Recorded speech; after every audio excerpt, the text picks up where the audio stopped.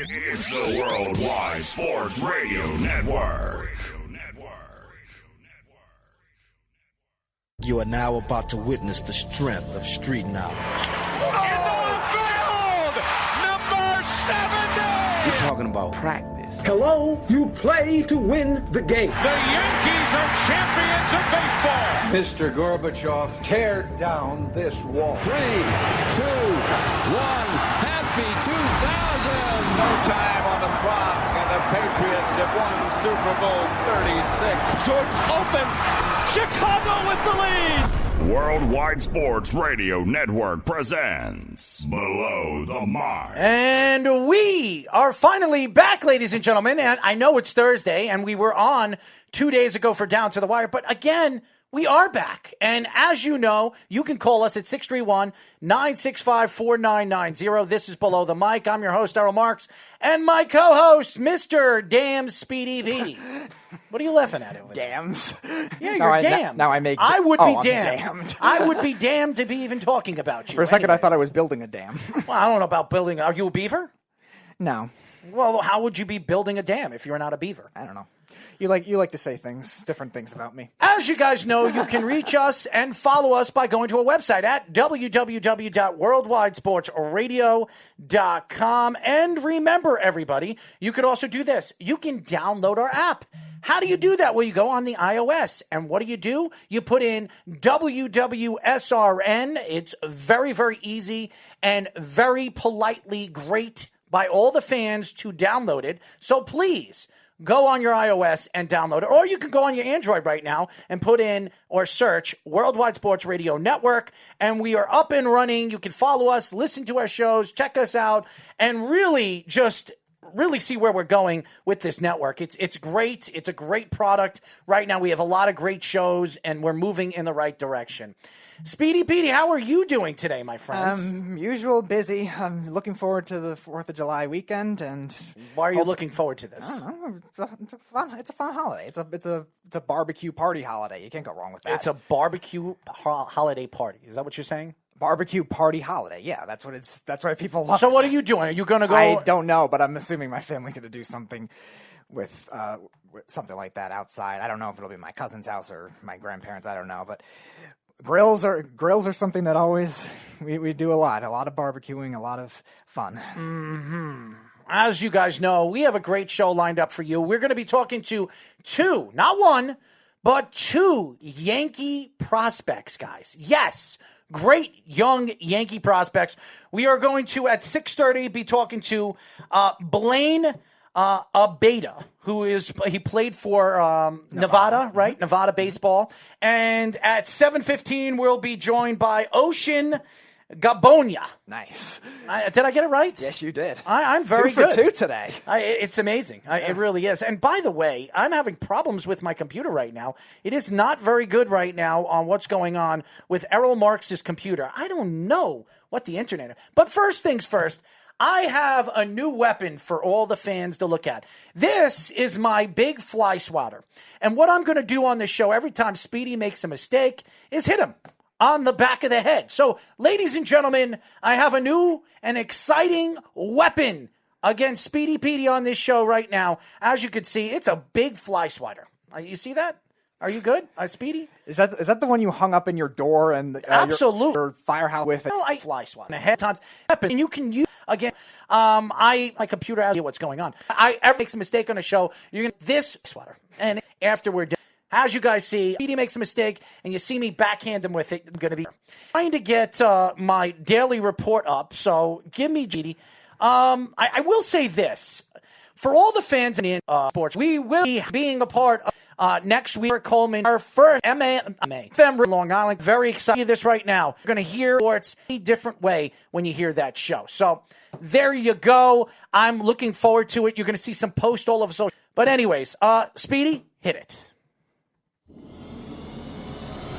As you guys know, we do this every single Below the Mic, the week in sports and entertainment. 3 superstar trades the Raptors can make in the offseason, and one of them has to do with Embiid. I mean, Lowry has been talked about being traded. This has been going on for the last couple of years. They won a championship last year, and what Kyle Lowry has done for this team has been absolutely remarkable. A player of that magnitude really taking it to a whole nother level, losing a guy like Kawhi Leonard has been absolutely remarkable. George Kittle contract extension could be up by $13 million per year. That sounds more like it. I mean, I was hearing $20 million. If it's true, $13 million is a good contract signing for one of the best tight ends in football. When we were having that argument, I was saying if it was something in this range of 65 to 70, it would be reasonable for Kittle, and he well-deserved, and it looks like that's what it's going to be with the signing bonus. Zion Williamson, still very much in incredible shape. I have said this over and over again. Zion Williamson is one of the most talented athletic players we've seen in a very, very long time. And the way he plays and the position that he plays, you would expect him to be a big guy, but he's 6'8", 280, 275 pounds. They want him to lose weight, but with that strength and that athletic ability, the only thing you have to worry about is his ankles and his knees. He's an incredible talent, in incredible shape. Guy has a six-pack. So I don't know why everybody keeps saying he's fat. There's nothing fat about him. NFL rumors and news. It's time for the Jaguars to trade Yannick Ngakoue. Where should he land? Well, one of the teams is from New York, and both of them could be from New York. The New York Giants and the New York Jets, who were hunting for a pass rusher in the offseason. It doesn't look like it's going to be Clowney. Why can't it be Yannick Ngakoue? I've always said, too, that he might be a better value. Even though you have to give up draft assets, he might be a better value than Clowney just because he's been more steady and he's not as injury prone, obviously. So that can make a big difference. And I believe he's a little younger, too. AFC East head coach, I don't see Cam Newton starting for the Patriots in Week 1. Whatever stupid coach said that, he should be fired. Because in my eyes, in any AFC East, and it has to be either the Jets, Adam Gase, it's got to be Buffalo or Miami. It could be Miami. It probably is Adam Gase. It's probably Adam Gase. But nevertheless, Cam Newton is the best quarterback in that division as of right now. This is the MVP winner in 2017. Yes, he might not be the same quarterback with the shoulder injury. Right. He's still a great quarterback. So I still think going into the season, he is the best quarterback in that division. And I'm saying that as a Jet fan. And I like Cam Newton. I just don't like him as a New England Patriot. 5 best current trade options for the Minnesota Vikings. The Minnesota Vikings look to have a solid roster heading into the 2020 season. But there is always room for improvement. Where should they go? Well, one thing is a pass rusher. This is their problem. They did not sign, what's his name again? Emerson Griffin. Yeah. Emerson Griffin. So they need a pass rusher. That's something that they need. Why not go after Clowney? Clowney is not signed yet. Maybe you can get him on a cheap, $10, $9, $8 million. He's not signed with anybody. That could be a very good move. Very good move for a team like Minnesota. And even though they already have Danielle Hunter, who's been very good for a long time, 3 double-digit sack seasons already, he's a smaller pass rusher, so if he gets double-teamed, it'll be a lot harder for him to break out, so they definitely need a second guy. Davante Adams diagnosing the Lions' coverage so easily should be embarrassed of Matt Patricia. Well, who's not taking shots at the Lions in the offseason? I mean, Davante Adams, who knows who's next? Maybe the Jets. They don't have a wide receiver. Maybe we'll talk to Crowder. Maybe he'll make fun of him. I mean, seriously, I'm not surprised anybody's making fun of the Lions. They're a laughing stock of the NFL. If anyone's keeping Darius Slay off of Davante Adams, they should be fired immediately. NBA rumors. Bottom 8 teams not permitted to start making trades. Why not? This season's over. Make the trades. Even if they're not playing, they should be making trades. It makes absolutely no sense. And I think the NBA, and by the way, I'm not going to mention anything, but the NBA has decided to put something on the court during the NBA playoffs. I beg to differ. I don't think it's needed to put something of that magnitude on the court. I'm not going to talk about it on live radio, but I'm disgusted on the way the NBA is slowly but surely listening to the players. Anthony Davis, the Lakers' title chances are higher because we are all rested. And it's also not higher, or I would say on a lower standpoint, that you haven't played on the court for almost 3 months. Yeah, everyone's going to have the rest. Everyone's going to have the rust. It's all an even playing field. It's just a matter of who gets what players back that would have been injured otherwise. Kareem Abdul-Jabbar, he wanted to join the Knicks instead of the Lakers until he changed his mind. Why am I not surprised? I mean, the Knicks have always gotten a slap in the face. Now you're hearing that Kareem Abdul-Jabbar wanted to be a Knick and then decided at the last minute he wanted to be a Laker. Not surprised. That was pre-Dolan, so you can't even blame Dolan for that one. MLB rumors and news. Rob Manfred clarified comments regarding the MLB's intent to play a 60-game season. Well, Rob Manfred has intentionally said a lot of things all season and off season. Is he right? No. Is he wrong? Yes. So my answers to everything that Rob Manfred has said so far, including this article, is bull you know what. Saying goodbye to hitting pitchers in MLB after long overdue switch to the National League DH. Thank God. How many times? I don't care what the National League fans want. They want pitchers to hit. To me, it didn't make any sense. You need a DH. It adds a little bit more interesting power to the lineup. It gives more home runs. I want to see that in the National League. I still don't like it just for the purpose of I like it for World Series strategy. I like the difference in the two leagues. I always found it very interesting. Does Shohei Ohtani have game's most unhittable pitches? The answer is no. He's not the best pitcher in baseball, nor will he ever be. I mean, there are a lot of great pitchers in the league. The Yankees got one. The Washington Nationals have two. Right. I mean, a lot of teams have one or two pitchers. So to say Shohei Ohtani is the best pitcher in baseball is outreach. Probably the most unhittable pitch notoriously in his career has been Clayton Kershaw's curveball, I would say. NHL rumors, and finally, Canadiens' Claude Julien has sights set on winning games, not draft lotteries. Well, good for him. I mean, it's all about winning championships. Am I wrong or right? Okay, so he's right. It's all about winning. It's not about draft picks. But it doesn't hurt to get a top draft pick in the NHL draft. And the last, Edmonton selected to host the Stanley Cup Finals. Not surprised, it's in Canada. It's cold still, and it keeps away COVID, I guess, over there. It seems like wherever it is and wherever it's been so far in the last couple of weeks, it's been in hot climates. Arizona, Florida, Oakland. I mean, it's bad in all the hot places. So keep it in the cold, baby. And it's also for the ice surfaces, too, and like I mentioned many times. Is it for the week in sports and entertainment here on Below the Mic. Wow, that was good. Am I right? Should I hit you with the fly swatter or not? Nah. I'm really upset right now because for some reason, I'll say this over and over again, I am completely appalled for the fact that I am having problems with my computer right here beside me. So I am not very happy about that. But anyways, before we go to our first guest, and we have about 12 minutes to get into this, I want to talk about the New York Mets and stories coming out. And by the way, I would give a shout out to Josh from Off the Mat, giving me a shout out on the phone today, and a shootout actually, talking a little sports with him on the phone. He told me that the Wilpons gave a deadline today that they will be negotiating, deciding in the next week who the next owner or owners will be for the New York Mets. They are willing to sell the team in full now. There is no 50% or 60% or 80%. They're willing to sell the team, and they're going to be asking for big mucho dinero.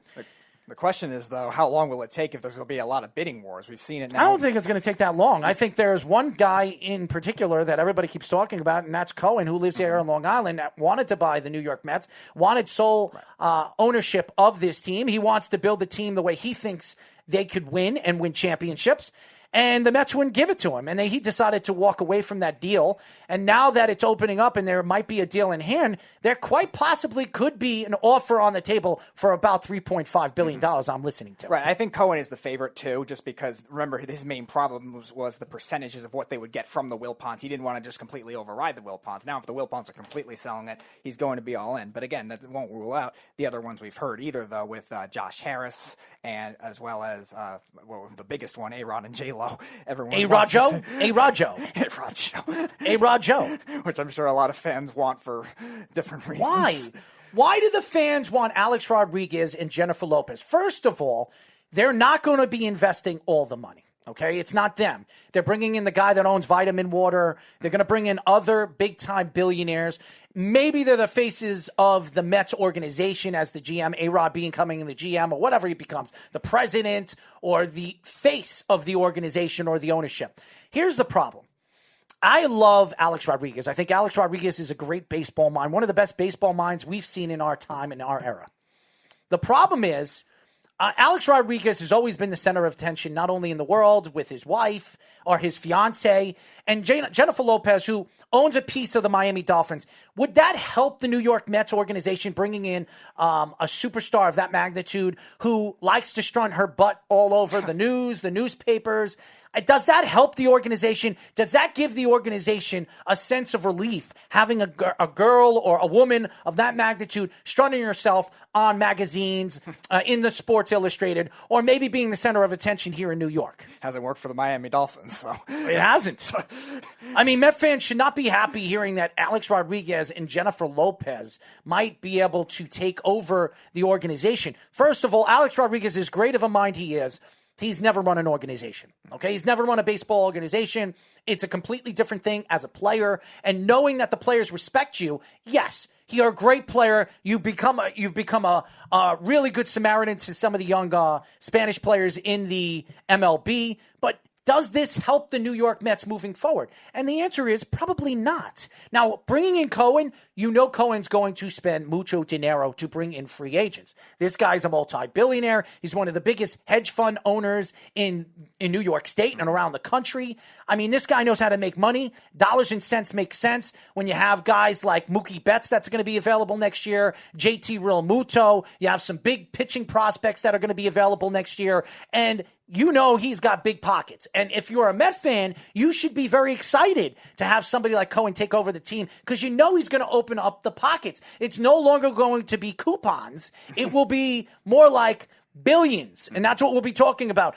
If Cohen owns the team, you're going to see the front cover of the magazines or the front cover of the newspaper saying, Billionaire Cohen. That's what you're going to see. Because the guy knows how to spend money. The guy knows how to make money. That's who you want to run your organization. And it's also going to help keep some of the current players they have, too. Obviously, Syndergaard has been rumored in and out of many times. He wants out. Now he wants to stay. Then he leaves. Again, some of the other pitchers.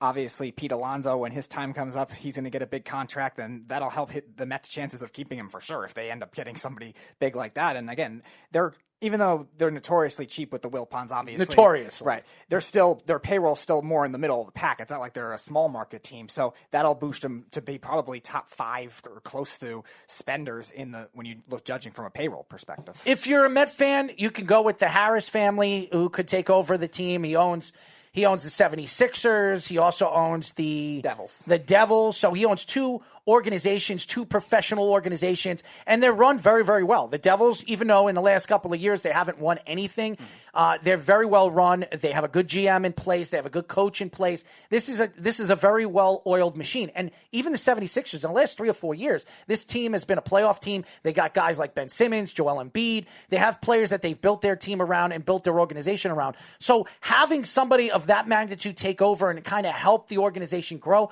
would be the smartest thing to do if you were an organization that's looking for great ownership and a guy that knows how to do it and has done it before. Yeah, the other question, too, is how they will bring in the GMs, too. And again, if it is Harris, he does have experience with that type of thing. But again, it's a different sport. It's baseball, we'll have to see. And then the same thing with Cohen. I mean, Cohen owns a lot of different things. And like we were saying, is a billionaire hedge fund guy. But again, will he hire the right people, too, is the other Now, question. Josh is saying there's many other groups. Yeah, there is. There's about 7 or 9 groups that I heard. But these are the 3 big groups that everybody keeps saying. And Cohen already came out and said that he is not bidding until he sees the last bid. So if he's going to bid, he's going to make sure he's the last person to bid because he's going to put a huge amount of money on the table. He wants to own the Mets. He grew up a Met fan, and he's already come out and said he lives here in Long Island. He wants to own the New York Mets and help the New York Mets build a well-oiled machine where they can compete with the New York Yankees moving forward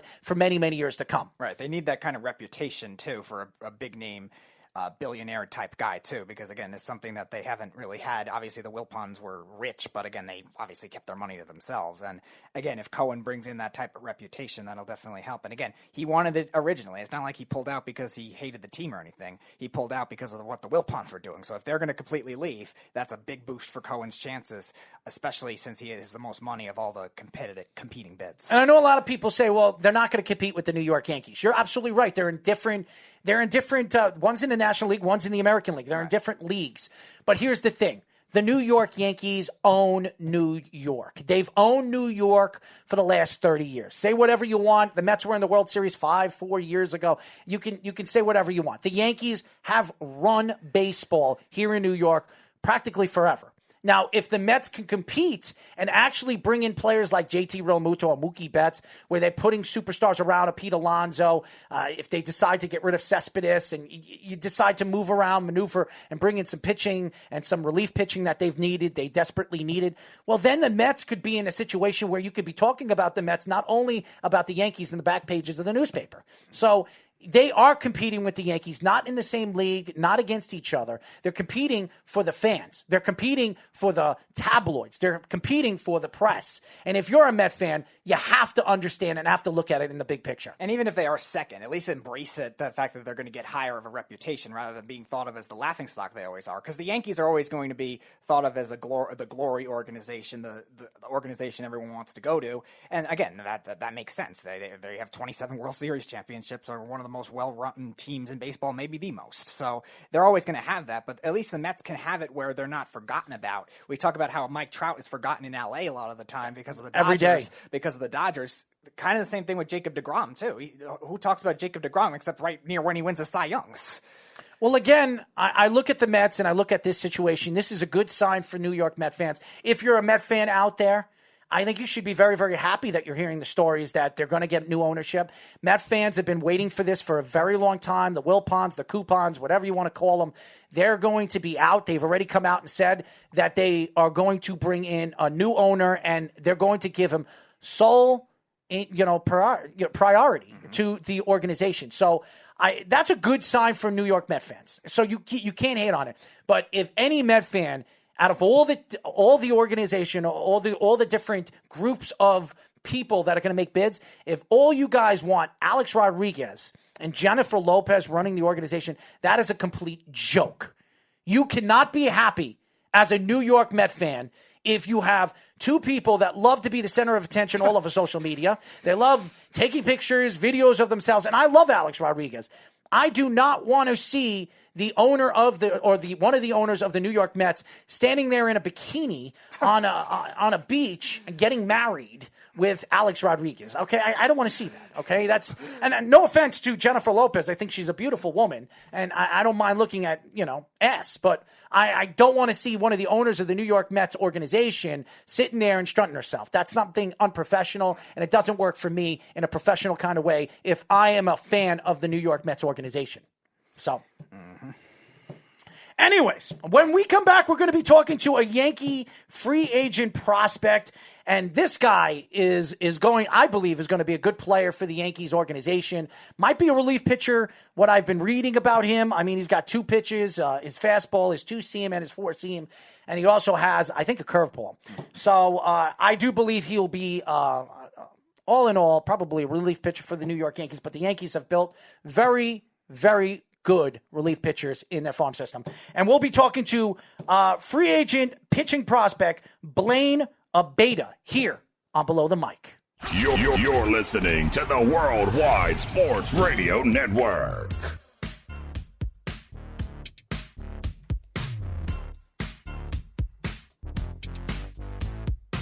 Six 631-965-4990 is the number. This is Below the Mic. We are live every single Thursday from 6 p.m. to 8 p.m. New York Eastern Time. Speedy, what are we in, disco fever? What is this? You want it upbeat. It's upbeat. I like it. I mean, Dua Lipa.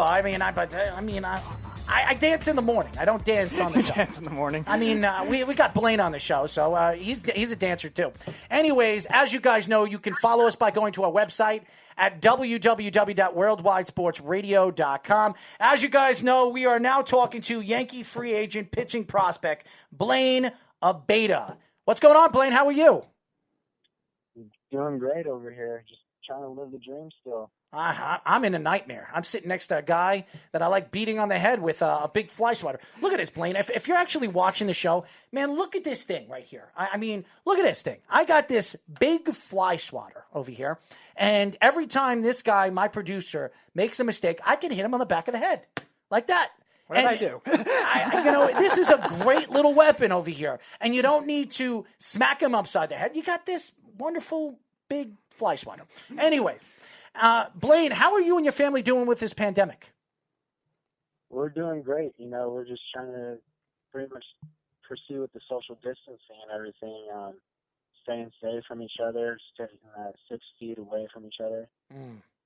Well, I unfortunately, I'm sitting within 2 feet of this guy. So if he's got it, I got it. Okay. So unfortunately, we're only talking on a mic, so you can't catch it. So you're miles and miles away. So don't worry, man. I'm not going to give you anything. Perfect. Thank you. Appreciate it. Well, there you go. So the Yankees got a guy that is definitely away from this pandemic. Anyways, tell us a little bit about your term over there in Nevada, a little bit about you, and where do you see yourself moving forward with the New York Yankees organization? Definitely. In Nevada, got the signing of that out of Modesto Junior College. Went up there, loved the campus, loved everyone there, the coaches, players.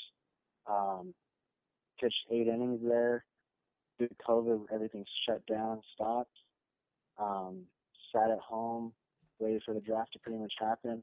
Didn't get the call, and it was like, oh, well, I kind of figured that wasn't going to happen. But then threw some bullpens, posted a little live batters on Twitter from my coach, Alex Leach, over at Modesto Junior College. And Yankees scouts started reaching out. It was actually the day right after they can start going out and watch again because COVID started dropping slowly. He really liked what he saw. Went to In-N-Out and got the phone call at In-N-Out with all the guys. In terms of the actual draft experience itself, being it was 5 rounds this year, were you anticipating possibly getting drafted, or did you know based on maybe your projections that being it was a 5-round draft that you were going to go undrafted? Were you still experiencing it like it was a regular draft, and if so, how? I was just waiting for whatever to happen. If it were to happen, perfect. If not, then, it's fine too. As you guys know, we are talking to Yankee free agent pitching prospect Blane Abeyda. Now, Blane, as a baseball fan, as a Yankee fan, I look at the Yankees. They've had problems over the years with starting pitching. And I read a little bit about you. You've got a couple of good pitches. You throw 90 miles per hour. And that's a big part of why the Yankees look at your arm and look at specific things about your arm, the strength and the power.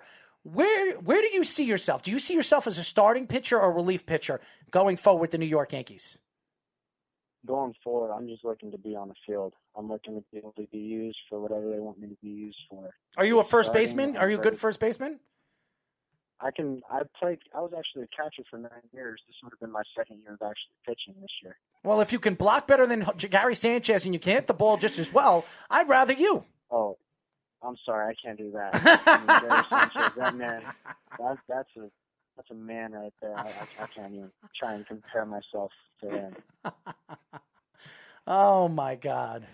In terms of the actual Yankees roster right now, and also what you know of their farm system, which player are you most looking forward to on the current roster and in the farm system, which is very rich with a lot of great prospects? On the current roster right now, definitely Garrett Cole. I mean, the man is a legend. I love everything about him. It's like an idol to look up to. Adam Ottavino too. I mean, everything that he throws just moves. It's insane to think that it's still happening right now. You know, it's funny. I like Adam Ottavino, but last year, before the Yankees signed him, there were stories coming out that he said that if he actually pitched against Babe Ruth as of today, he would strike him out every single time. So yeah, okay. I like Adam Ottavino. I think he's got a great personality. He's got unbelievable movement when it comes to his breaking stuff. But man, oh man, the guy's got one big mouth that can get him into trouble. But nevertheless, I love him. He's a Yankee, so you have to love him. And I love you, man. I think you're going to be a great young player. So tell me, when you look at baseball as a whole, and I know you heard about the Astros in the offseason and the cheating scandal, and there were stories coming out from New York that the Yankees were doing the same thing, and the Red Sox were doing the same thing. What are your thoughts to the sign stealing situation here going into baseball this year from what it was last year? Stuff happens. I mean, I don't even know where to start on it all. But I mean, stuff happens. I mean, you can't. I mean, that's all I can really pretty much say is stuff happens. You know what? I know you don't want to throw yourself under the bus, so I'll do it for you. How's that sound? I like to kid around, so don't worry, Blane. I'm all about joking. So that's what this show is all about. So we have a lot of fun. Thank you. We like to have fun, so I just want you to laugh. I want you to have a good time. Do you think if you see anything like the Astros electronic sign stealing at the minor league level, do you think you could see that? And if so, as a pitcher, how would you adjust? Would you maybe try to bluff signs, maybe to throw them off? Would you try to do something with the catcher, something a little different, unique? What would you do if you knew a team might have been doing that and were suspicious? Being a catcher for 9 years, I would probably go to a tap system, meaning like left leg fastball or doing like a default sign. Try and go there instead of just going a numbers system. As you guys know, we are talking to Yankees free agent pitching prospect Blane Abeyda. Now, Blane, I was reading a little bit about you, and you have a couple of good pitches. What is the pitch that stands out to you, which works the best for you, and what is the most dangerous pitch you have, which could strike out every single or any single batter in the major leagues? I would have to say my slider. I go in hard with the fastball, 2-seam run on the hands, try and get you 0-2. I'll throw a ball here and there, and then I come in with the big slider. I like to compare it to Jose Fernandez, the big sweeping slider across the plate. Is there any pitch that you want to learn how to throw, or maybe even a variation of a breaking ball or a slider, like you were saying? Is there anything you want to learn before you get to the major leagues to improve your pitching arsenal? The biggest thing that I'm going to improve on my pitching is mechanics and also my changeup. My changeup's a little bit firm. It's more of a power changeup. It has a lot of big ball off the table to the right side. I really need to focus on that speed differential, so I'm really trying to work on the speed differential and everything. Well, that's a great thing, Blane, because there are two pitchers right now when there's spring training and when this COVID-19 is up, and I've interviewed both guys. There are two guys. Andy Pettitte, who has one of the best changeup in Major League history, which people is so underrated. The curveball either. Yep. Can't forget the curveball from Andy Pettitte. Oh, yeah, the curveball is deadly. And CC Sabathia, another guy that learned it through Andy Pettitte. So two guys that can absolutely help your changeup and the velocity of it. Definitely. In terms of a pitch that, again, you think is your best pitch, and maybe in terms of a location where you go to, what do you go to the most? Does it depend on the hitter? Is there any particular sweet spot that you have as a pitcher in comparison to others that you go to in a strikeout situation or a big situation? The big thing is if I got you 0-2, I'm going to try and elevate the fastball as hard and high as I can, just throwing it all my night. It's crazy because when I watch baseball and I get the chance to watch the hitters and they're standing at the plate and they're kind of, playing with their gloves and they're lefty and righty and they're kind of checking you out and trying to figure out what are you going to throw next or how you're going to throw it and where you throw the pitches. Is there a particular spot when you get up, particular players that you're playing against, is there a particular spot you like to pitch against lefties to righties? To me, it doesn't really matter. If you're stepping in the box, I'm a country hardball type guy. I'm going to go at you with everything that I got, my best stuff. Talk about the opener that has become a big ripple effect in Major League Baseball and a little bit in minor league baseball. Do you think it could become a bigger thing in minor league baseball? And how is that going to change the mentality of pitchers if they do end up going to that? Because a lot of pitchers right now, they're set starters, they're set closers. But again, some of these newer ones are more versatile. Do you think that is going to be a change that maybe will even get a ripple effect into the minor leagues? I feel that, if it's working for a team, my belief is if it's not broke, don't fix it. So, if it's working for a certain team, keep going with it. If it's not, obviously try and figure something else out. We are talking to Yankee free agent pitching prospect Blane Abeyda. Now, Blane, when you look at people that pushed you to play professional, play sports, Was there a particular person, your brother, your sister, your mother, your father, your aunt, your uncle, was there a person that absolutely pushed you to play sports, or was it just you pushing it through and you wanted to be a professional baseball player? I'd have to say it was my grandpa. I remember when I was so little, he bought a yellow oar and a tennis ball from the yard sale. He would take me out to the park, and he would toss it to me, and I would hit that ball around the tennis ball around the whole entire park until that yellow oar started to shatter. And then from that point on, it was I wanted to play baseball. In terms of other aspects of being a pitcher that you like, obviously the National League now adding the DH in. Do you like the other elements of the hitting and the fielding of it? And would you want interleague play to keep the pitchers hitting in the National League if you did come up and played against a National League opponent or signed with one in the future? I think speaking for all pitchers here, all pitchers love to hit, even though they know in their back of their mind they can't hit. I think hitting is so much fun. Like I said, I was a catcher for 9 years. I love to hit. So although it's getting taken away, it sucks, but, it's whatever. What made you transition from the catching position to a pitcher, and who made you transition to that? So the big transition happened going into my sophomore year of junior college. And it was multiple coaches. It was actually all 5 of my coaches at Modesto Junior College.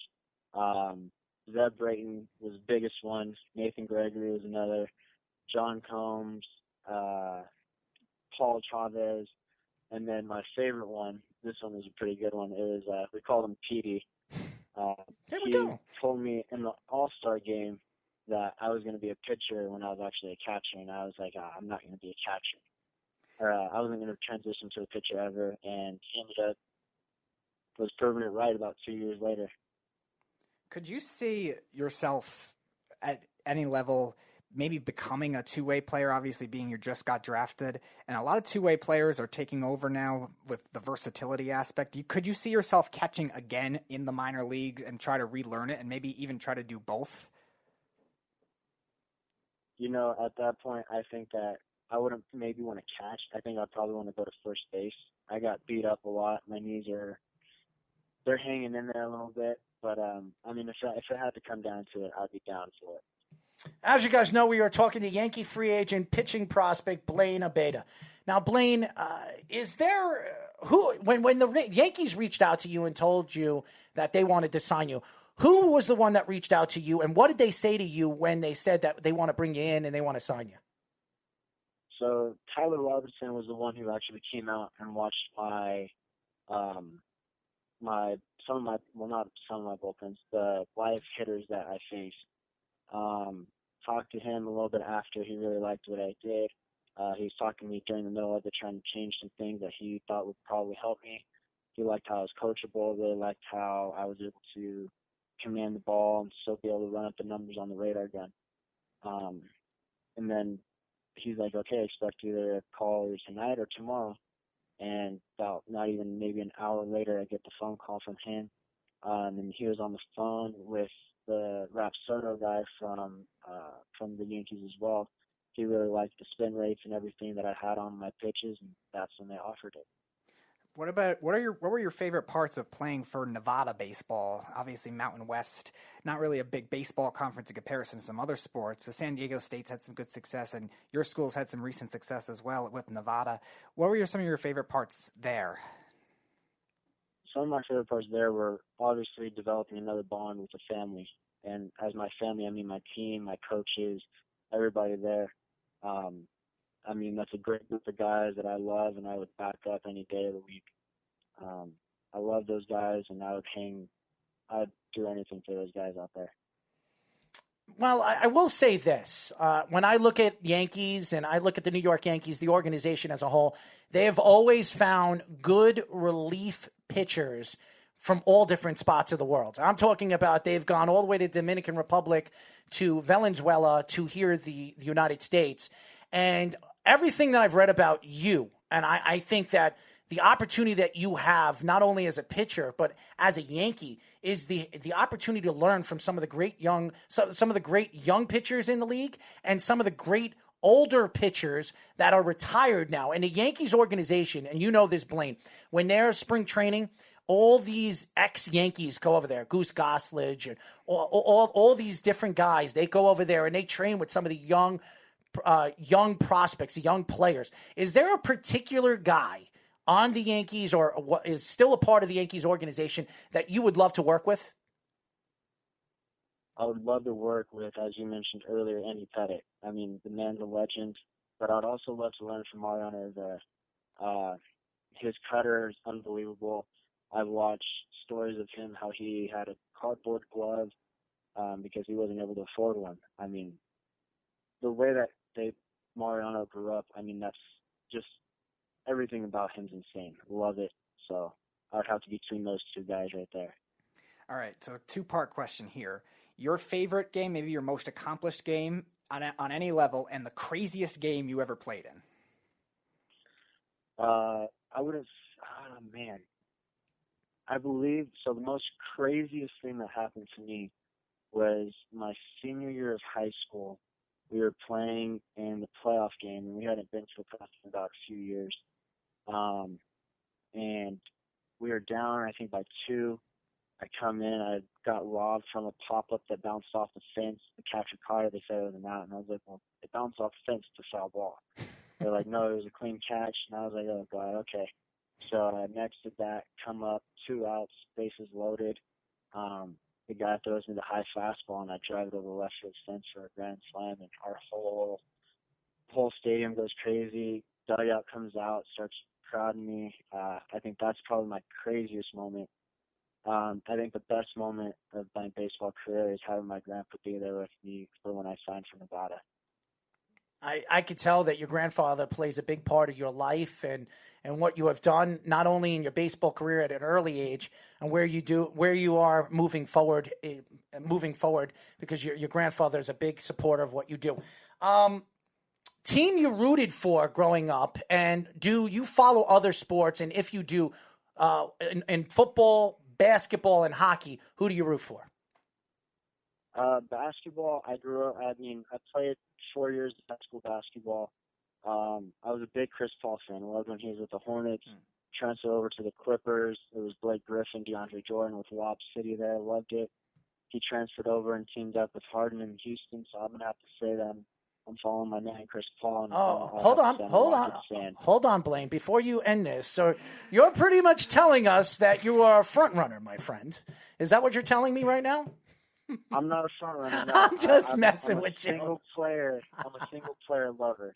I'm the same way. If you know anything about hockey, John Van Beesbrook was a guy I followed when I was a kid. When the Rangers traded him, I hated the Rangers. From Vancouver, he went to the Florida Panthers. From the Florida Panthers, he went to the Islanders, and then from the Islanders, he went to Philadelphia and then New Jersey. So I followed him, and I was a big fan of him, but eventually I became an Islander fan. So I'm just messing with you. Other teams and other sports? Football, we don't really watch football in our house, but we do. I'm a big Colts fan. I loved when Peyton Manning was there. Transferred over to the Broncos. My sister became a Broncos fan. But I really liked Stanford growing up. So when Andrew Luck took that place, I really liked that. So I'd have to say I'm a Colts fan. Okay. And you're not a hockey fan, I'm guessing. No, I don't really watch. I try to stay away from the cold as much as possible, even though I lived in Nevada. Well, there you go, guys. He lives in Nevada. He hates the cold, and he wants to stay. But I'm going to tell you this right now. If you get called up to the Yankees, my friend, it is cold here in the wintertime. So you will experience the snow and the craziness over here with the New York Yankee fans. Oh, I'm ready for it. Well, I'm ready to watch you play, man. I'm looking forward to it because I'll tell you this right now. We as a Yankee fan, and this guy right over here, he's a Met fan, so we don't care what he thinks, okay?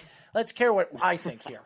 All right? I will tell you this. I've loved some of the young prospects the Yankees have brought up. They've developed a lot of good young prospects, and some of the young pitching prospects we've seen come up over the years they've turned out to be very, very good pitchers. So I'm excited to see your development, and I'm going to keep tabs on you because not only that we have interviewed you and we would love to get you back on again as you move forward as a Yankee, but the fact that you are a personality and to me, not only the drive of who you are and what you are, I too, one of the reasons I was a big athlete, one of the reasons why I pushed forward was because of my grandfather who passed away years and years ago. He was a guy that really strived and pushed me to be the player and really be the broadcaster and analyst that I am today. So a lot of things that I know and what I've learned was from my grandfather. So I know how you feel, and I know how grandfathers and grandmothers could push you to be the best that you could be. Definitely. I respect that. Thank you. Well, anyways, tell the fans how they can find you on social media, my friend. Social media, I have Instagram, Blane1112. Same thing on Twitter. And that's pretty much the only social media I have. I have a Facebook. I don't go on it much. I don't think I've been on Facebook in about 2 years. So pretty much Instagram and Twitter. All right. So do you have the app TikTok? Oh, God. Yes, I do. Well, come on, Blane. This is what you need to do as a Yankee guy. You got to go on there and you got to pick the best song that you could possibly. I think you would be perfect to disco. Have like one of those disco puffs. Yeah, disco, man. We get the Bee Gees or something like that. Put that up there. You will be a big draw. I'm telling you right now, Blane Abeyda. Abeyda. You change your name around. We'll call you Beta, all right? Okay. We'll call you Beta, and you have your TikTok, and you're dancing around. What kind of music do you really like, by the way? I'm a big country boy. Really? Country music. Yes, sir. So who's your favorite country singer? Music. I'm kind of stuck on Luke Combs right now. Everything about that man is just, I love it. You know what? I will tell you this. I didn't like country music for the last 20 years. I never liked country music. Over the last 3 years, country music has started to grow to me. I love the Zac Brown band. I like Kane. I'm sorry. Sam Hunt. I like Sam Hunt. I like the popish country music. A lot of people say that's not country music, but to me, that's country music. You know. Yeah, no, it's. I agree. I feel it's country music as well. If you want to get pretty old school, I got some stuff that I can tell you about. You know what? I'm going to keep this in mind, and we're going to be Instagram buddies, and you're going to feed it, because I am a DJ, and I do not spin a lot of country music, but every time I go to these big events, they always ask me, when I do a big event, they ask me, what kind of country music do you have? And I'm like, what do you want to hear? You know, and they give me some of these names. I'm like, what the heck is this? I mean, I can't even find this on my hard drive. I got 2 terabytes worth of music. I can't find this guy. So... I could share that playlist with you anytime you need it. Well, there you go. And I'm going to take that. And I'm going to say, you know what? Blane Abeyda gave me this playlist, and I'm going to use it every time I go to a country party. How's that sound? There you go. It's perfect. Blane, thank you for joining us. We're going to stay in touch. We want you to come back on when the season starts for you. And I'm looking forward for you to grow with the New York Yankees and eventually be called up and be a big part of the Yankees winning championships. Definitely. Thank you guys for having me. Anytime you guys need something, just reach out. Thank you, Blane. Blane Abeyda, guys. And if you don't know who he is, free agent pitching prospect from Nevada. Gives us some good insight of his career and where he sees himself, how his grandfather's really pushed him to be the player that he is. Great interview. At first he gave us one question answers, but as we move forward with him, he gave us, we kind of opened him up. We did. And I think it drove him. And I'll tell you this right now. I would love to see his playlist when it comes to country music. I remember one of your parties, one guy asked, like, when do you play a country song? So I was laughing when you were saying that. I'm very bad with country music. I mean, I'm not a fan of it either. So it's not that I'm not a fan of it. I mean, people ask me, who's this guy? Who's that guy? Oh, you're a DJ. You should know this. I mean, like, what do you mean I should know this? I don't know it. That's the whole point of you asking me. You don't DJ in Texas all the time. No, I don't. But you want to know something? Here, as far as country music here in New York State, it's huge. It's huge, especially upstate. I mean, the parties and the different country venues that they have over there in the open fields, it's remarkable. Right. And Jones Beach over here in Long Island, it's been, it sells out within 5 minutes. So it's absolutely incredible. Blane is a great kid. I mean, I've read a little bit about him. The Yankees love him, and you told him. He told us, and we told him, but he told us his slider is his best pitch. I'm looking forward to seeing that because with the Yankees in this organization, there are a lot of pitchers that we've seen come and go in the New York Yankees organization that didn't have good sliders. So I'm looking forward to Carl Pavano being one of them, by the way. Anyways, when we come back, we're going to get more into some baseball conversation here on Below the Mic. It's the Worldwide Sports Radio Network.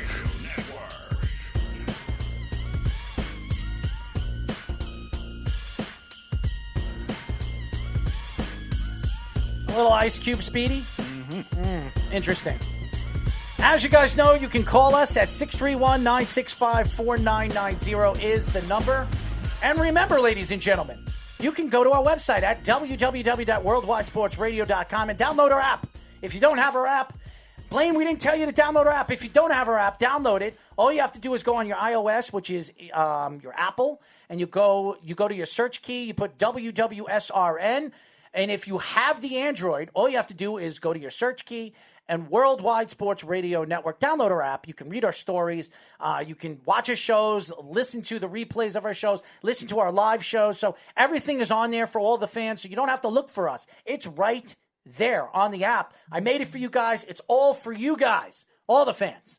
At 7:15, we're going to be talking to Ocean Gabonia, who's going to be joining us from Hawaii. Looking forward to getting him on, talking a little baseball with him, another Yankee prospect. So I'm excited about that. Shout out to Jillian and Ricky for getting us all these great prospects that we're going to be interviewing in the next couple of weeks. Very excited about that. I'm a Yankee fan, so you want me to dance, I'll dance for you. I'll do whatever you want. Country music, and now I got Blane pushing me to country, so we're going to be Texan buddies. We're going to be, Speedy, I said that. Yeah. We're going to be Texan buddies. So has he influenced you on whatever next time you DJ to start with a country song? I don't know about that, but Okay. If he gives me and he introduces me to some country music that I want to listen to, I will definitely start pushing towards the country music saga. So, as you guys know, Speedy, you wanted to get into a topic before we get our next caller. So our next topic is which players that either debuted if they were a baseball player or a hockey player that were in minor leagues or were drafted in the case of NFL and NBA in last decade, the 2010 to 2019, are already Hall of Famers if they retire today. What active players? Mike Trout being one of them. I mean, everybody knows what Mike Trout is. This guy is one of the greatest baseball players we've seen since Mickey Mantle. I mean, his ability to do the things that he's a 5-tool player, great defensive player, can catch anything. He runs like a deer. He steals bases. Defensively, he's as good as anybody in the outfield. And by the way, the guy can hit. He's got power. He can hit for average. I mean, this guy, go look at his numbers in the last 4 or 5 years. His numbers are Mickey Mantle-esque, A-Rod-esque, Gary Sheffield when he was younger. I mean, Go look at his numbers. They're absolutely outstanding. This guy is the greatest baseball. If this guy keeps up the way he is playing, this guy could go down as one of the top 2, top 3 greatest baseball players ever to play the game. That's how good he is. Even in the year he got hurt, if you looked at what his numbers were on, he was on pace for. I think he was on pace for like a 54 home run, 136 RBIs or something like that, and I think at the time he got hurt, he had a 312 batting average, which would have been one of the most insane individual seasons. Who do you got, Speedy? I'll go to football now. I'll go for the 2011 NFL draft, which is a lot of loaded players. Von Miller. I think Von Miller at this point has done everything needed to be a Hall of Famer. Yeah, but he's played like garbage last year. He had one down year last year. I agree with you on that. But again, I think I always say the credentials are usually 8 years. If you have 8 dominant years, I think you could get in. He's close to 100 sacks. I believe he's at 96 or 97 right now. Which, 96 again, and a half, 97. I think anyone who gets 100 sacks should be in the Hall of Fame regardless. Why isn't John Abraham not there? I think he'll get there. He has 136 sacks. I know. He should definitely be a Hall of Famer. I think any player that has 100 sacks in their career should be in the Hall of Fame, and he should be able to eclipse that this season. Even if he does struggle a little bit, he should get more than 3 sacks. You're right. He had a down year last year, and people were thinking he was going to get traded. But I think at this point, between what he did and also what he did in the Super Bowl, too, being so dominant for the Broncos in that postseason, I think that really makes a big difference. One of the most consistent pass rushers we've seen, and probably the best outside rusher we've seen in a long time, really. Him and probably DeMarcus Ware are what you're looking at when it comes to like this generation's outside rushers for outside linebackers. I would say right now, the way we've seen him play in hockey, it's Connor McDavid. I mean, Connor McDavid has been one of the best players in hockey for the last 2 years. This guy was an MVP candidate every single year since he's been in the league. And he hasn't won it yet, but he's going to have the opportunity. He hasn't won it yet. Yes, he has. Oh, he did win it. He did. I think he won it in 17, I believe. So he won the MVP. Mm-hmm. I didn't even know he won the MVP. So you're talking about a kid who's only 21, 22 years old that's won already an MVP. He's been in the league for 3.5 years. And this guy has been as dominant as could be. Now, if he stays healthy, this guy's going to go down as one of the greats. You talk about Alexander Ovechkin. You talk about Sidney Crosby. This guy could be a multiple. You can compare his style to both players. Big, strong, great skater, great ability to puck handle and put the puck in the net. So Connor McDavid, he's been in the league for 4 years, 3.5 years, and I can honestly say he's not yet a Hall of Famer. No. But if he continues this up, I think he's going to be a Hall of Famer. In the next 4 or 5 years, we're going to be talking about Connor McDavid as one of the great players we've seen in the last decade. And he's still only, 23 or something like that? 22, 21. Wow. Yeah, so he's got a lot of time. You just got to hope he could recover from the injury he just endured last season. And he's got a sexy girlfriend, so that's something to look at, too. So, just telling you the truth. I mean, I'm not lying. I'm a radio show host, but he's got a beautiful girlfriend. So I'll do a baseball one now, and we mentioned him a lot. We mentioned him a lot with the Nationals broadcaster Charlie Slows. We had him on, and Max Scherzer. Simple as that. Max Scherzer has been one of the best pitchers in baseball for a very long time. I believe he debuted in 2011, so he would qualify for this with the Diamondbacks. Now he had 2 iffy years to begin his career, where he had some control issues. He had like mid-3 ERA, so he wasn't great. But after that 2013 season, he's been really dominant ever since. Very consistent. Rarely gets hurt. He had some finger issues last year, but rarely gets hurt, and he's been a consistent, almost 300 strikeout guy every year, one of the best power pitchers we've seen. And again, he's been up and down in the postseason, but remember, when he was with the Tigers, he was a big reason why they went to the World Series in 2012, and then obviously this year with the Nationals, winning the World Series, his first of his career. So I think he will get in now. I think that was something that needed to cement his legacy as a whole. And again, he's so durable, it's not Clayton Kershaw where he's gotten injured a lot recently, even though Kershaw's a Hall of Famer too.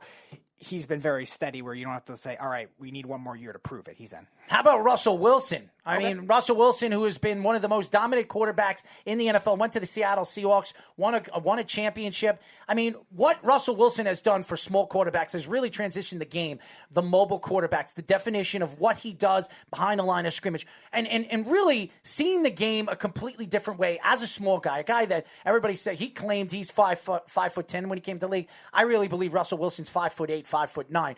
But even behind the line of scrimmage with some of these big offensive linemen, this guy has been as dominant as a player we have seen in many, many years. And really in the last 2 or 3 years, who's been better than Russell Wilson?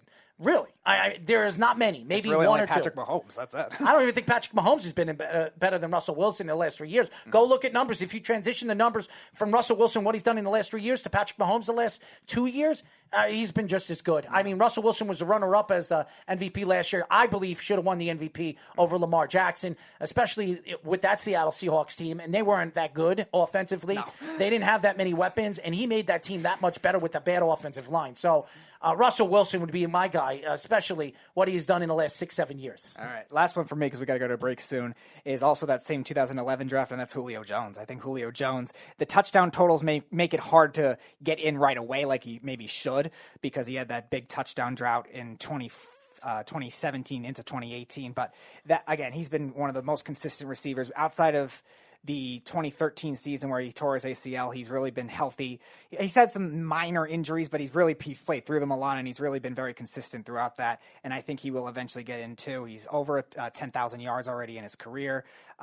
Again, the touchdowns could hold him back from getting in quicker than he should, but he's always been very consistent. It was phenomenal in the postseason for Atlanta, pretty much every game they played in. So again, I think he'll end up getting in one of the best receivers this decade, really, that we've seen. How about Zach Martin? I mean, he's been one of the best guards in football. Really what he's done as a player, not only for the Dallas Cowboys, transitioned that offensive line to be one of the best offensive lines for almost 4 years.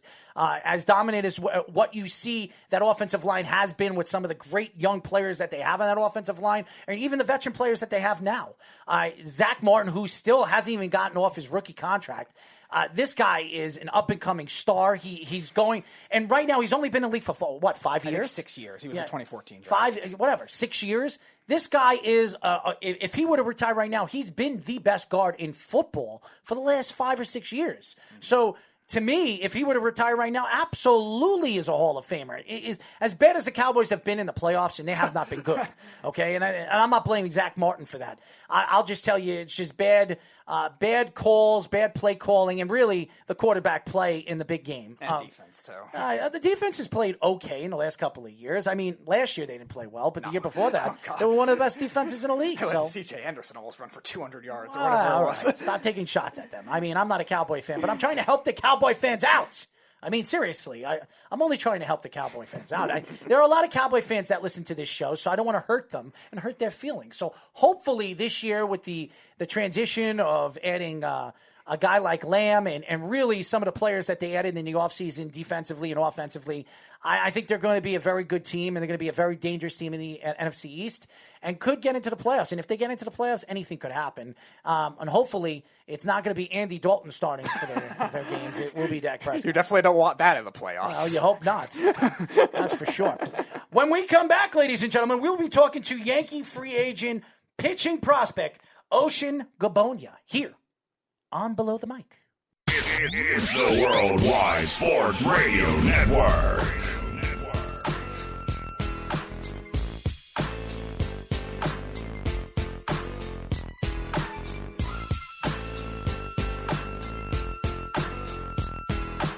631-965-4990 is the number. As you guys know, this is Below the Mic. We are live every single Thursday from 6 p.m. to 8 p.m. New York Eastern Time. And remember, go to our website at www.worldwidesportsradio.com. Well, ladies and gentlemen, I will say this. We have a lot of Yankee prospects, and I want to thank Jillian and, again, Ricky for getting all the prospects on our show. And we just talked to Blane Abeyda, and now we're going to be talking to another prospect that was just signed by the New York Yankees. This is a great name, by the way, guys, and we're going to remember this name forever and ever and ever. And we are now talking to Ocean Gabonia. What's going on, Ocean? What's up? Well, I'll tell you this right now. I want to know where you got that wonderful name. Well, over here, we really love the ocean. I'm a big fisherman, surfer, spear fishing, diver, and we just get everything from the ocean. And my family is a big fishing family, so they ended up with my name, Ocean. Well, let me ask you this question. Do you have, is any of your brothers and sisters named Sand? So, well, my cousin is actually named Rain, and my sister is named Brooke. What's your sister's name? Brooke. Brooke. Okay. All right. Yeah. So unique names. Well, I'll tell you this. My name is Errol, and I was named after Errol Flynn, a movie star. My younger sister was named is Samantha Ashley. She was named after Bewitched, the show Bewitched. Mm-hmm. And my younger brother, his name is Elton. He was named after Elton John. So there you go. So we all have unique names. So now you know my family and I know yours. How's that sound? Sounds good. There you go. Well, let me ask you this question, Ocean. When you look at the Yankees organization and really how they reached out to you, tell us a little bit about how the Yankees reached out to you, who reached out to you after you were reached out by the New York Yankees, and when you were signed by the New York Yankees, was that the biggest and most important part of your life? So when I got up to Washington to play in a showcase, I pitched really well, and that's when a lot of pro scouts were talking to me, and a scout named Mike Thurman got a hold of me and told me that there might be an opportunity to play pro baseball, and it's always been my dream. And they sat down with me and they went through the whole process, and I would say it's one of the biggest key moments in my life, and I'm just very grateful for it. In terms of baseball in Hawaii, how does the culture and the geography of it being very unique, how does that impact you playing baseball, growing up playing baseball, and really just the culture of it in that particular state, obviously being outside the continental U.S.? I would say the culture is a little different. There's not a lot of competition, but we have those standout guys that really work hard and just really gritty and grindy. So it's a little laid back in some points of view, but there's also those really eye-opening kids that just work hard and show their talent. As you guys know, we are talking to Yankee free agent pitching prospect Ocean Gabonia. Now, we talked to Coach Trapasso, who is the Hawaiian coach of the baseball team. He told us a little bit about the culture over there for baseball. And we didn't even know how big the culture was when it came to baseball. We know a little bit about MMA over there because of BJ Penn and really the growth of some of the sports over there, especially with football. Tell us a little bit about the culture over there with baseball.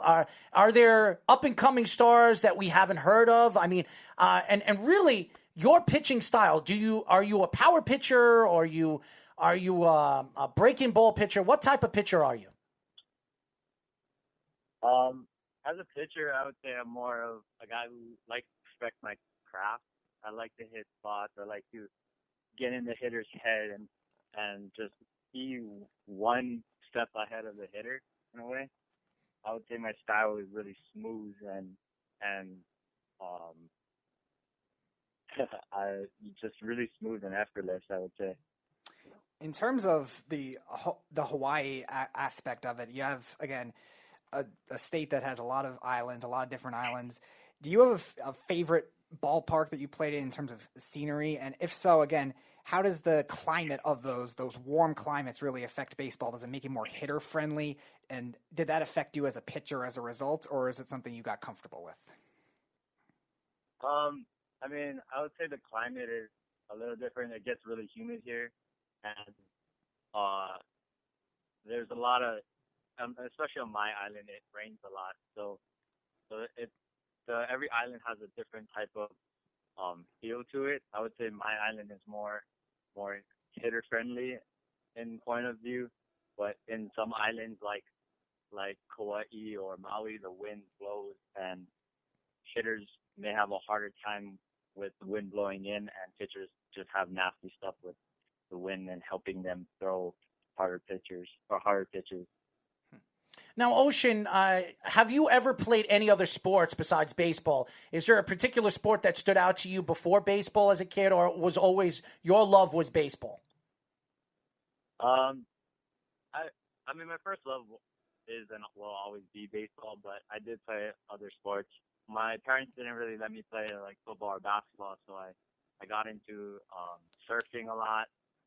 I was on the bowling team in high school and the diving team. Well, I'll tell you this right now. I am a terrible bowler, okay? So if you ever want to bowl with me, you would kill me, man. I had my little niece with, and I'll tell you this right now. We used, what are those things on the side? What do they call them? Gutters? Bunkers or whatever they call them? Yeah. I actually use bunkers, and I still can't score over 100, okay? And I'm a good athlete. I am the worst bowler known to man. So if you want to whip somebody's butt, my little niece beat me, okay? My little niece. I mean, I'm terrible. I actually like to surf, but when I had to deal with the sharks and stuff like that, no thanks.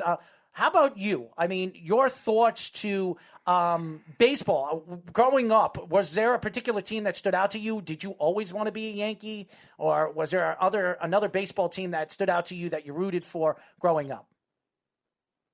Growing up, I was a big San Francisco Giants fan, but in the same way, I really loved Mariano Rivera and how he played baseball. So, I mean, being a Yankee is like also a dream come true, I would say.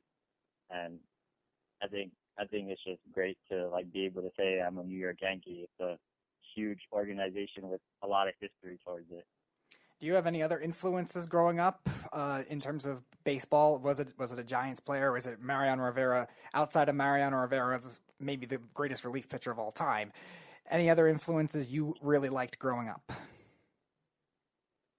I mean, not really. I loved baseball, and Mariano Rivera was just a guy that I could feel like I can connect to the most. So that was just the biggest influence for me. As you guys know, we are talking to Yankee free agent prospect Ocean Gabonia. Now, Ocean, when you mentioned Mariano Rivera, and I interviewed Mariano Rivera twice, and not only was he a great interview, he really gave you good insight of in the head of a pitcher, a relief pitcher to a hitter. And he told me, and I asked him, who was the hardest player that you threw against? Who was the hardest offensive player you ever? And he always brought back Manny Ramirez. And Manny Ramirez, who was a big pain in the butt, not only foul tipping everything, the guy just, he knew how to control the strike zone. When you look at certain players that are playing in the game of baseball now, the guys like Mike Trout and the Aaron Judges, now you're going to have the opportunity to play with a guy that could be the next captain of the New York Yankees. Is there anything that stands out as a pitcher on a way that you have to pitch against a power hitter, or do you pitch the same way against everybody? I like to pitch differently against different hitters. I think finding their weakness is the best thing a pitcher could do, and just hitting those weaknesses as much as possible and consistently as possible. And I mean, hitters are really good at this day of age, and as pitchers, we just need to keep on adjusting to them. And I think changing how you approach different hitters is a great way to be successful, I would say. In terms of the current Yankees roster and also the farm system, a very loaded farm system right now, which player are you most looking forward to playing with? I would say there's a lot, but I think one of the biggest would be one of the hitters. I would say like Aaron Judge or Giancarlo, so I can just pick their brain on how they approach different pitchers, and I think that would just give me a different point of view. Well, you're a pitcher's point of view. You're talking about two massive men, that's for sure. I mean, two of the biggest men in baseball. Aaron Judge being the biggest man in Major League history, being that he's 6'8", 280 pounds, and can bench about almost 400 pounds. I mean, it's ridiculous what I've been reading about him. But it's an incredible. You're going to be playing. And how about Gleyber Torres, one of the best young players in the major leagues, and a lot of people don't talk about him. I think he's the best player the Yankees have moving forward in the near future. So let me ask you this question: when you play the game of baseball, and when you watch the game on TV and really get the opportunity to stand on the mound and see how far it is to throw that ball, how hard you throw. Is it ever occur to you or you ever think about the understanding when you're on that mound, especially in Yankee Stadium, where you have a guy like Mike Trout coming up, and you know the guy is one of the best hitters in baseball. You know that he's going to obviously watch video and check out film about how you pitch and how you throw the ball and where your release point is. Is it ever occur to you that when he gets to the plate, it's going to either shaking you as a pitcher because it's, oh my God, it's Mike Trout, or are you going to be a guy that you don't care who's at the plate, you're going to still pitch against the same players the same way? Yeah, I approach hitters. I would say I would approach Mike Trout the way I would want to approach him. I feel like with all the technology nowadays, you could really see people's weakness, and I think I wouldn't care if it's Mike Trout or Aaron Judge or John Carlos. I would approach them how I would want to approach them, and I wouldn't change my game plan because it's a huge hitter. I would say you would have a game plan and you would be overly prepared for who you go up against, and it shouldn't matter who it is. In terms of your pitching arsenal, do you have a favorite pitch? What is your best pitch? And is there a pitch you want to learn? I would say my favorite pitch is my fastball. And I think I would say my go-to pitch for strikeouts or get-out pitch would be my changeup or slider. And then the one pitch I would really love to learn, and that's just because I love Mariano Rivera, is a cutter.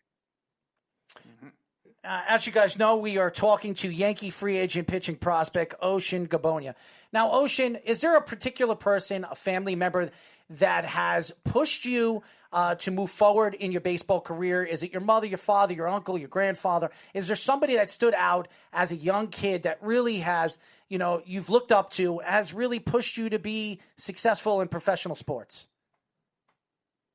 I mean, I would say I have a good amount of support group, and it's hard to just pick out one, I would say, because a lot of them just have been there for me throughout my whole life and just to live my dream.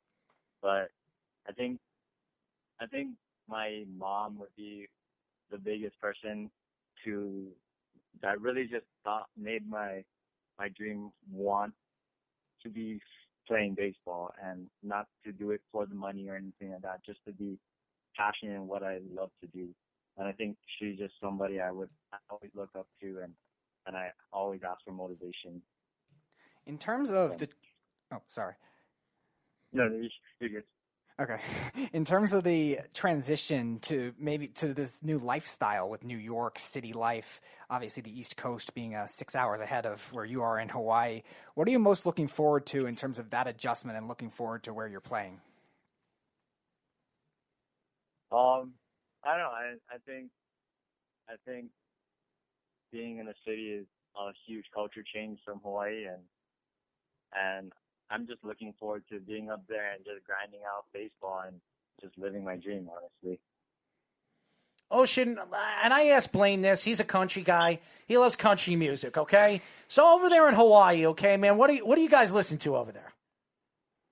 We listen to everything. I mean, I listen to country. I listen to rap. Come on, you listen to country. So you and Blane you guys could be roommates. You guys could listen to country music, and you can give me some country music. I mean, because I need to learn a little bit about country music because I'm completely blinded. When I was talking to Blane, he was naming artists. I have no idea what he's talking about. But what is your favorite music? Is there a favorite artist that you have out there? Is there a particular artist that you listen to before you go and play baseball? I would say there's a couple artists, but the biggest one I would say is NF.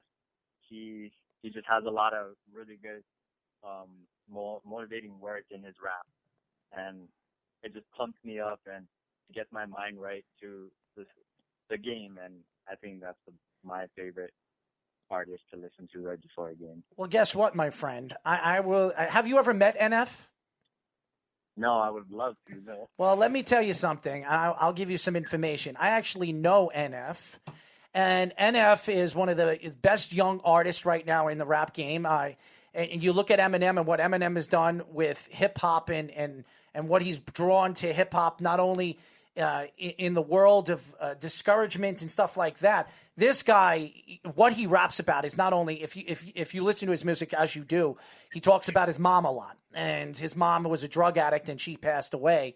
And this is a guy that practically raised his family after his mom went. And through drug addiction and everything that he's done in the past, it's a pretty incredible story. And his music, like you said, it really explains who he is as a hip-hop artist and really what he tries to draw when it comes to fans. So if you ever have the opportunity to come here to New York, and when he comes up here and he does a concert up here, he was just over here last year. I think he was here, I think it was in May, if I'm not mistaken, May or June. He was here. He did a small show, a small venue in Manhattan. I can absolutely introduce you to him. That would be really cool. I think that's the sickest thing ever. Well, I'll tell you this right now. I'll tell you this. He grew up. He was not a baseball fan. Okay, he's not a baseball fan. He's actually a basketball fan. And I think that if I ever got an opportunity to tell him a little bit about you and how young you are, and really the first person that I mentioned music to, the first artist that I brought, and I asked you what artist, and his name came out, I think he'd be very excited to sit down and talk to you a little bit about your career and his career moving forward. So I think you're going to be a good young kid, and I think that with you and Blane moving forward as a New York Yankee, I think the Yankees are in good hands when it comes to pitching in the near future. Lefty or righty? I'm a righty. Aha. That's good. That's good. What's your best pitch? All of them. All of them. How many pitches do you have? I have 5. 5 pitches. No wonder why the Yankees signed you. Anyway, 5 pitches. 5 pitches. What's your best pitch? The one that gets them out. That's a good answer. I like this kid already, man. I mean, he's got a good personality. Let me ask you one more question before we let you go. You ready? Yeah. If tables were to turn, okay, and the Red Sox signed you, would you be as excited to sign with the Red Sox as you are with the Yankees? Yes or no? I don't know. I live with a Red Sox fan, and we have some bad blood with each other when it comes to sports. Oh, man, come on, tell the truth. Just say, no, I will not. I will not. I wouldn't be as happy. Come on. I don't know. I just would love to play baseball. And I know. And trust me, you're going to have the opportunity here in New York. And you better wear your long sleeves and your beanie because, in the playoffs, especially in October, it's pretty cold over here, my friend. So it's not the same over there in Hawaii with the humidity. Yeah, I mean, well, I played in Washington, so it was pretty cold there, too. And I kind of got used to it. So. Well, I'll just let you know, Ocean, the Yankee fans are not as nice as the Washington fans. So That is true. They have some crazy fans, but also really great fans. Well, they do. And I believe you and Blane are good young kids, and I think you guys have good personalities. And I'm going to watch you guys grow, and I want you guys to come back on the show and watch your development, not only as Yankees, but professional baseball players and men. So I really appreciate you joining us. Thank you for having me. Absolutely, my friends. Absolutely. I want you to come back on, man. Don't forget about us. Don't forget about us. I will not. I will never forget about it. All right, my friend. I can't forget about that name, man. Ocean. I mean, come on. Do you know anyone else with that name? No, I don't. No, I mean, I'm asking him. Do you know anyone else who has that name? There's a couple people actually in Hawaii. You know, it's funny. It's funny. I never knew that there was people with my name, and people used to pick on me when I was a kid, and I used to beat the you-know-what out of them after they mentioned my name and give me all these weird names. And then I'll never forget, I went to an Adventureland in Farmingdale here on Long Island, and somebody was screaming my name. I looked around, and I went up to the guy. He says, "You're looking for me?" He says, "No, I'm looking for him." So I'm like, geez, it's like, there's another Errol. I mean, I'm not the only one here. So there you go. So that's my story, my friends. I'm happy to have you both on. You guys are great, great young prospects. I'm looking forward to seeing you guys develop into New York Yankees and being a part of the Yankee tradition of championships, unlike the Mets and this guy right beside me. So there you go.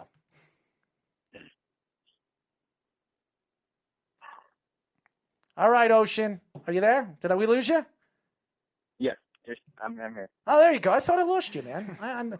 Maybe I'm scaring you off. I mean, my craziness, but it's nothing. When you come on a radio show, I don't know how many radio shows have interviewed you, but when you come on this show, we want you to laugh. We want you to have some fun, open up, and don't be worried about what the fans think, because you know what? That's who we are, and that's how we are. So we want you to open up and be yourself. So we're happy to have you.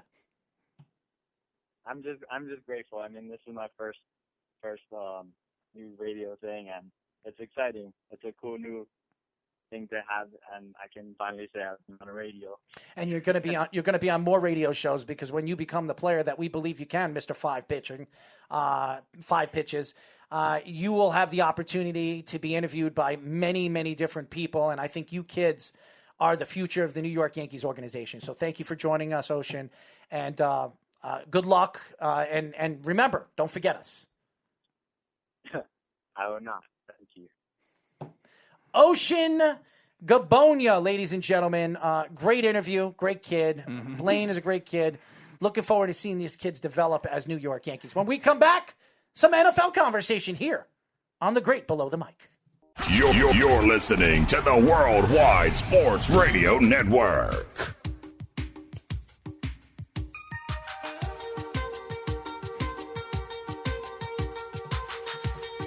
All right, you guys know we do this every single Thursday.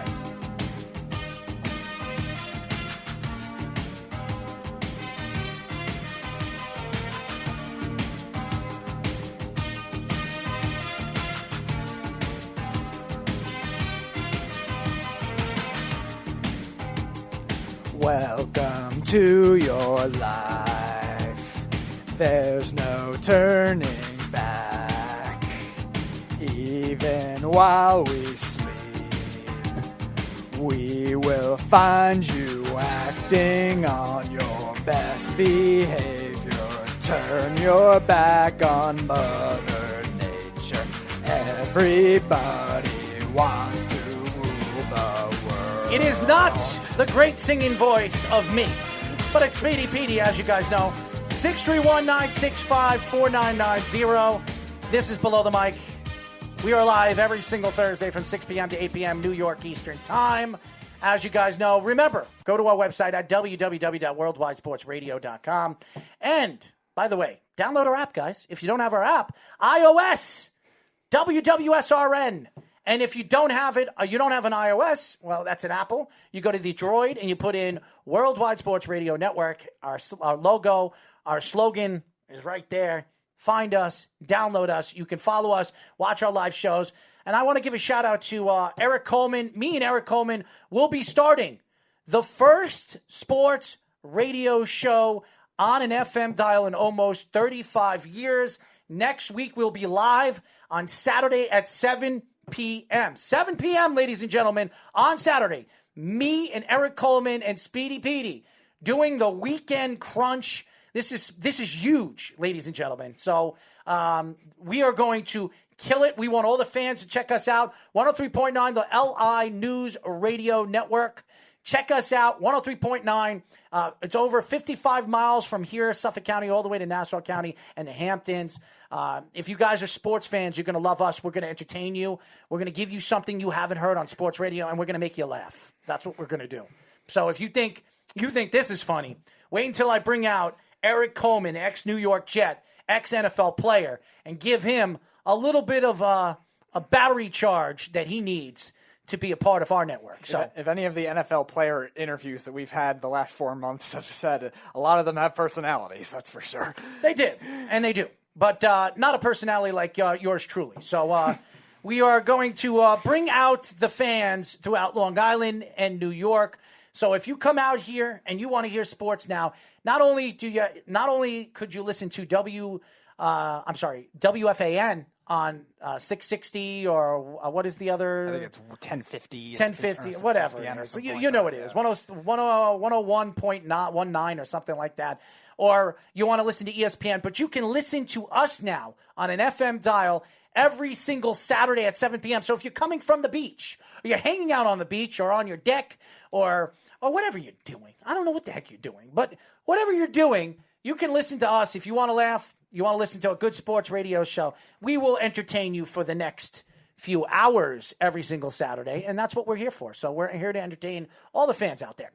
Anyway, Speedy, we had another subject we were going to get into before we left, and we have about 10 minutes. Yeah, the last subject for today is what would happen if minor league systems were reversed in each sport? So baseball would, instead of having a minor league system like we just had with the two prospects we had on, they had an NFL practice squad instead, where teams could poach guys onto their active roster. And then the other way around, what if football had a minor league system or basketball had a minor league system that was more formal? How would it change their sports and maybe drafting strategy? So what was the question again? So if minor league systems were swapped into formal or informal, whichever sports have it. So baseball and hockey have their formal minor league teams, and football and basketball don't. You could take players off their practice squads and G League rosters. So if they had the opposite system, how would it change the way players are developed and drafted? I don't know. That's a good question. I have no idea.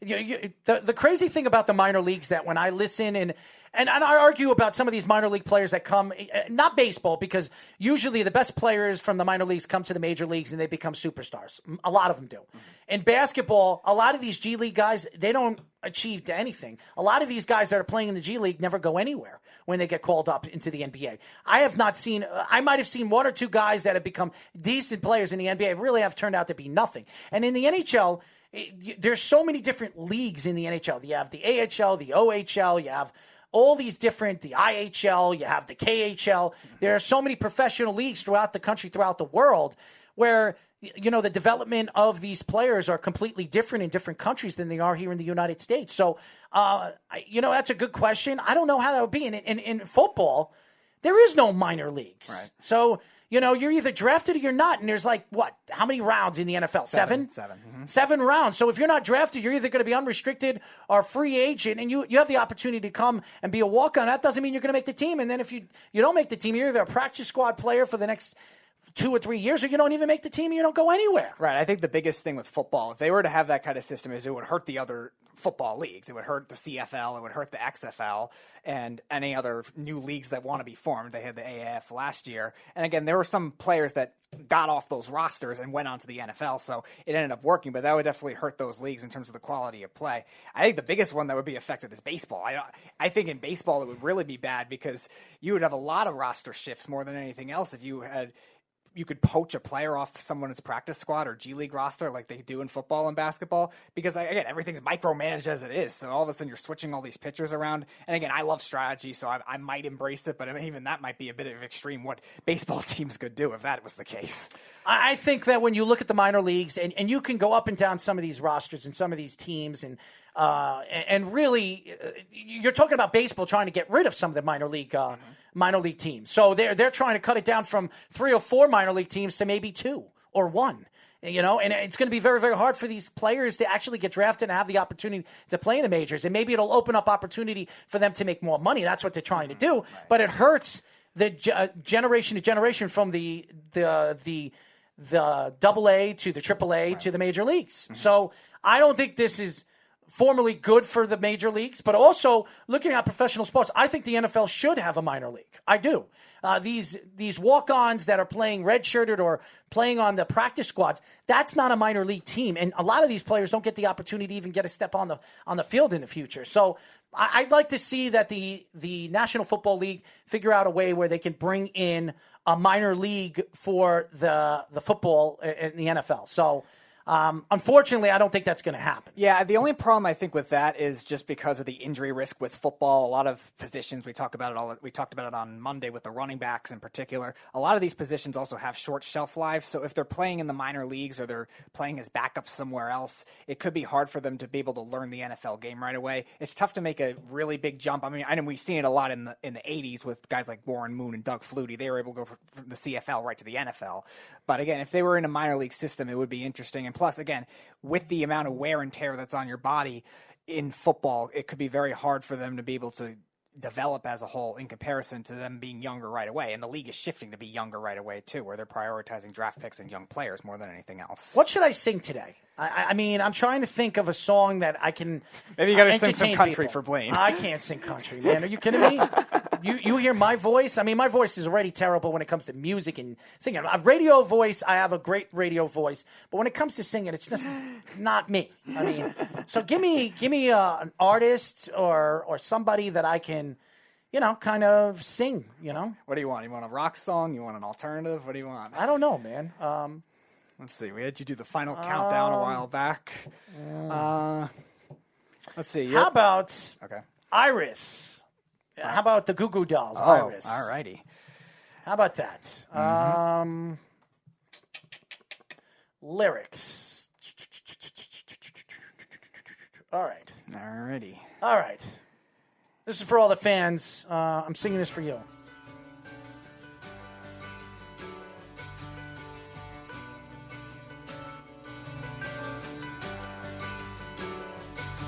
And I give up forever to touch you, 'cause I know that you feel me somehow.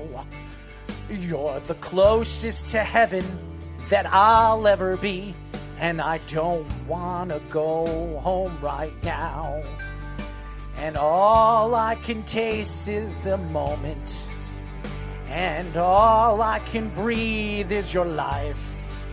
And sooner or later it's over, and I just don't want to miss you tonight.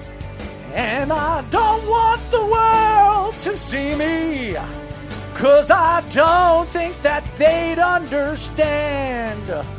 When everything's made to be broken, I just want you to know who I am.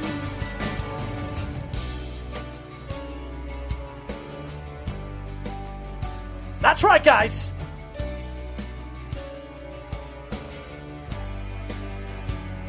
And you can't fight the tears that ain't coming, or the moment intrudes in your lies. When everything feels like the movies, yeah, you bleed just to know you're alive. And I don't want the world to see you, 'cause I don't think that they'd understand. When everything's made to be broken, I just want you to know who I am.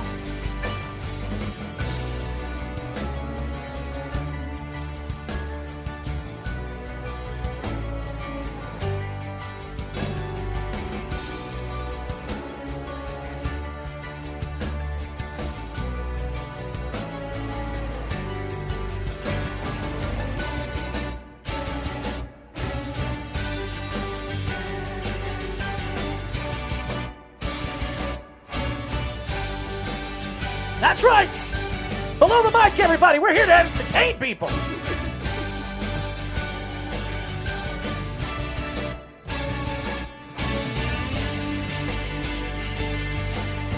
Josh, everybody, listen to this beautiful voice.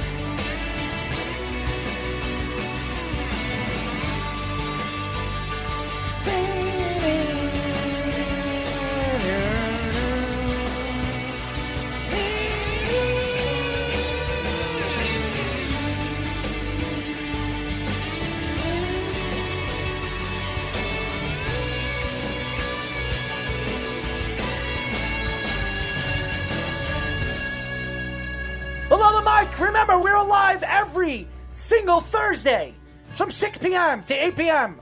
New York Eastern Time. I'd like to thank Blane, Abeyda, and Ocean Gabonia for joining us here on Below the Mic. And I don't want the world to see me, 'cause I don't think that they'd understand. When everything's made to be broken, I just want you to know who I am. I just want you to know who I am. I just want you to know who I am.